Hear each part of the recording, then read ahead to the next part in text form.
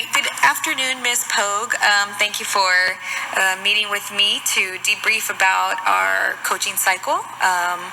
I hope you were able to get some good things out of it, but I also want to see what I need to adjust next time to better support you and anybody else that I coach. So I want us to first talk about the alignment of our goals and actually what we did, and if we felt that that was a good alignment. So I know our goal was to get the kids to make inferences using text evidence to support their response. And we used a graphic organizer to help do that. Do you think that that was a good alignment of that standard and kind of the practices that we did?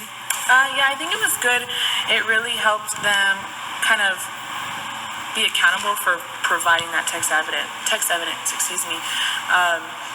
and going back in the text to look for it without having to hold it all in their mind. They were able to place it somewhere. Yeah, I agree. After looking at the graphic organizers, they were starting to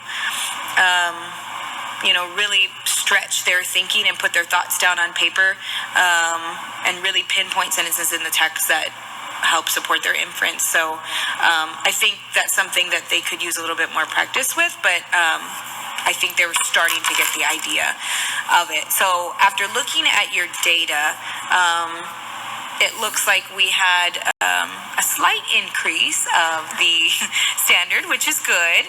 So we went from 39% to 51%. So the kids are starting to get a better idea of how to make inferences. Would you agree? Would you disagree? What else do you think we need to do?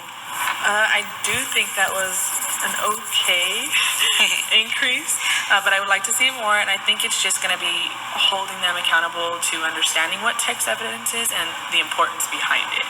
So making them see that, I think, would help our numbers go up, or my numbers go up a little bit more. Yeah, no, I definitely agree. It's not ideal. It's not where we want to be, but at least we're seeing progress. But we do need to do more practice with it to get them fully to master that concept and that standard. So that was kind of more on the lesson part of it. I want us to kind of reflect on the whole coaching cycle, and talk about first the benefits of the 2-week/3-week coaching cycle that we had, because we had to stretch it a little bit. But from your perspective, what do you think went well with the coaching cycle that you liked about it? I really did like your input, and you were able to find a graphic organizer that is doable in the classroom and kid-friendly. And I did like the video. So having to watch myself teach was kind of eye-opening, and then having a second pair of eyes look at that and either affirm what I was saying or kind of give me a new insight to it. So I did like those things.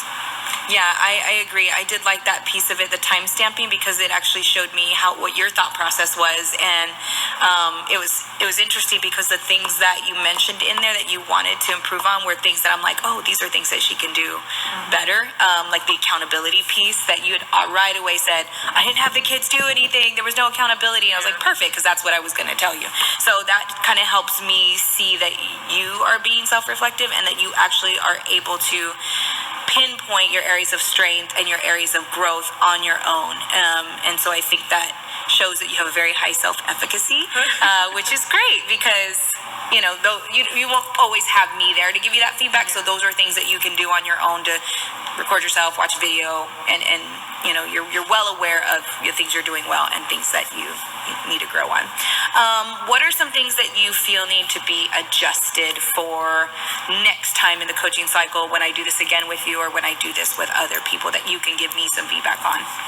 For sure, just following up. So making sure that after I've done something, I can reflect on that and then go talk to you about it, and then you were able to follow up with me with either advice or things that you've used in the past as well. And then a continuous cycle, so that way there's like no interruptions. I know we had that issue, but it was a rough couple of weeks. Yeah.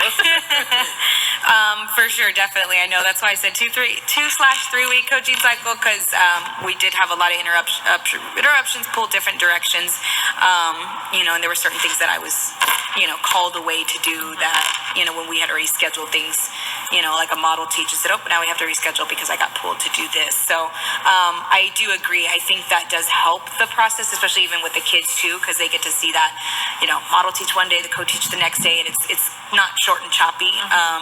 So if those are things that I can work on communicating with my administrators on how I can make that more of a continuous cycle to better support you and the kids. Any other things that you feel and then for sure adjusted? the teacher accountability. So yes, you've given me this method. I need to make sure that I'm still using that, or if I found something different, that I'm holding the kids accountable for doing that as well, or either of those. Got you. So following up on that strategy, so we did that within the 2 weeks, but then 2-3 weeks from now, you're still going to be using that strategy to fidelity, or is it going to just kind of go away and, all said and done? So that's something that we can work on putting together in the future. Anything else that you would like to, any information you'd like to provide about the coaching cycle? Questions, maybe? When's our next one? The next 2 weeks. Next week.